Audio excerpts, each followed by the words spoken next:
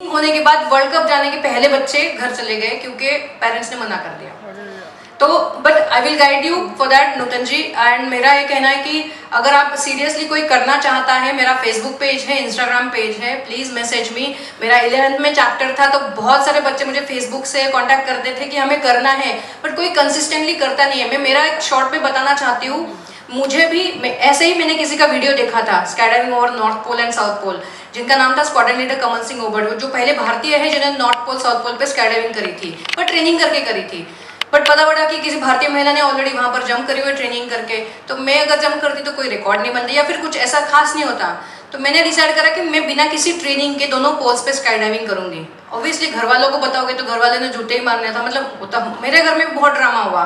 But जब मेरे घर वालों को ये कन्विंस कर पाई मैं कि मैं जो काम कर रही हूँ बहुत अच्छा है और मैं मेरे देश का नाम रोशन करना चाहती हूँ, तब उन्होंने जब मेरे पेरेंट्स मेरे साथ खड़े रहे ना, तो सारी चीज़ें लाइन अप हो गई। तो कब मुझे जो भी हर्डल्स आए ना, we face together as a family. तो वो एक फर्स्ट है। दूसरा, आपको इंस्टीट्यूट की चाहिए तो इंडिया में कोई इंस्टीट्यूट नहीं जो यहाँ सिखाती है। इंडिया में 16 एज है और इंडिया के बाहर 12 से भी चालू कर सकते हैं। तो और एज लिमिट कुछ नहीं है। 103 एज के अज्जी ने हमारे साथ जंप करी हुई है, दादी ने जंप करी हुई है, तो वो एज लिमिट कुछ नहीं है। सिर्फ रिस्ट्रिक्शन एक ही है, बाईपास जिनका हो या पेस मेकर है वो नहीं जंप कर सकते, बाकी एवरीवन कैन जंप। जैसे अभी ये लास्ट जंप में भी देखा होगा, लाल कलर का कपड़ा डाला हुआ था, तो हमें उसी स्पॉट के ऊपर हम जंप करते हैं। तो उसी में जब हमें ड्रॉप करते हैं तो हवा थोड़ी सी कम ज़्यादा होती है, तो हमें पता चलता है कि हम कितना दूर जा रहे हैं, कितना पास आ रहे हैं, हम मतलब फ्लाई कर सकते हैं, कितने रीजन में फ्लाई कर सकते हैं। वैसे भी उस एरिया में हम आ जाते हैं, मतलब लैंडिंग के स्पॉट के आसपास आ जाते हैं। उसमें साइकिल का हैंडल तो पता है ना, तो लेफ्ट ब्रेक राइट ब्रेक जैसा होता है, तो वैसे भी पैराशूट के टॉगल्स होते हैं, तो ब्रेक्स होते हैं, तो लेफ्ट राइट करके आप मैनेज करके आ सकते हो। हाँ, जब लगा ना कि मैं कैमरा में देख रही हूँ, वो तो कैमरा में नहीं देख रही हूँ, मैं अल्टीमीटर देख रही हूँ। सो हर मोमेंट में देखना पड़ता है कितने हजार फीट पे और क्या विंड डायरेक्शन क्या है, और उस एरिया में जैसे अभी पानी पे लैंड करना था तो वो तो कंटिन्यूस देखना पड़ता है वैसे टाइप में।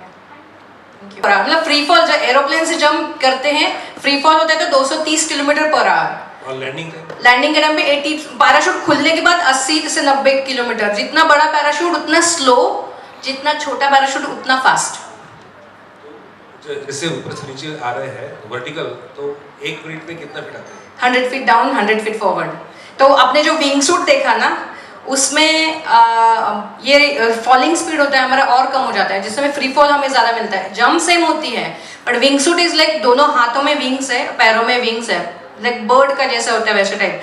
तो हमारा ग्लाइड रेशो कम हो जाता है, हम फ्री फॉल जो होता है वो कम हो जाता है। तो हम नॉर्मल जंप करने के बाद 1 मिनट जो लगता है हमें, 45 seconds to 50 seconds for free fall, तो हमें 3 मिनट का मिलता है, वो 3 गुना ज़्यादा विंग सूट में। एक क्वेश्चन, इधर एनसीसी आपका एग्जाम नहीं आज?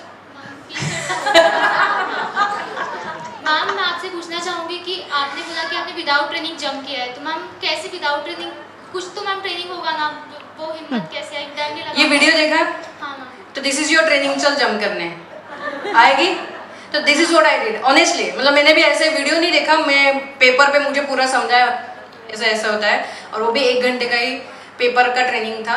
ट्रेनिंग इन द सेंस मुझे दिखाया कि पैराशूट कैसे होते हैं, क्या होता है, पर मुझे पूरा पढ़ाया गया था इंडियन पैराशूट कैसे होते हैं। और मुझे जंप करना, मैंने जंप किया रशियन पैराशूट के साथ, तो उसकी भी बहुत बड़ी स्टोरी है। क्योंकि मैं पहली जंप जब करी तो मुझे बताया गया था राउंड कैनोपी में बीच में सर्कल होगा, बट नहीं बताया था कि सामने 3 ट्रायंगल्स होंगे।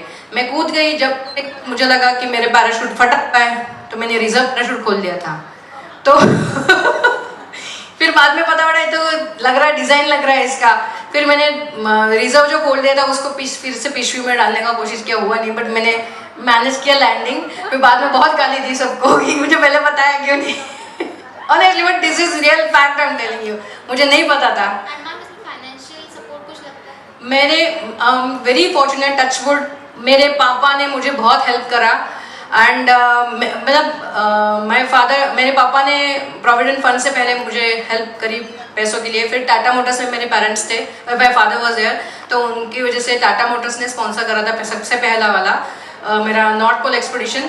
फिर उसके बाद मुझे एपीजे अब्दुल कलाम सर खुद ही एज ए मेंटर मिले थे, उनकी वजह से बहुत हेल्प हुई गवर्नमेंट ऑफ इंडिया की तरफ से।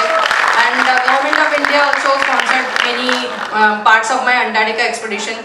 और सबसे ज़्यादा मैं कहूँगी APJ Abdul Kalam sir mentor मिले थे, इसलिए मेरा अंटार्कटिका एक्सपीडिशन थोड़ा इजी हुआ था. इजी नहीं कह सकती, 1.5 साल लगा था स्पॉन्सर्स मिलने के लिए, बट स्पॉन्सर्स के लिए आपको हर दरवाज़ा खटखटा नहीं पड़ता है. 200-250 स्पॉन्सर्स को मतलब ट्राई किया तब जाके, और हर जगह जैसे मैम ने कहा ना आज कि ऑफिस में जाके बैठो, वो हाँ बोलते हैं फिर कल बुलाते हैं, पैसों बुलाते हैं, 3-3 महीने फाइल घूमती रहती है और कुछ नहीं होता. 3 महीने बाद पता पड़ता है कि वो होना ही नहीं था. तो आप लोग सब फेसबुक में इंस्टाग्राम पे फॉलो कीजिए शीतल महाजन, SHITAL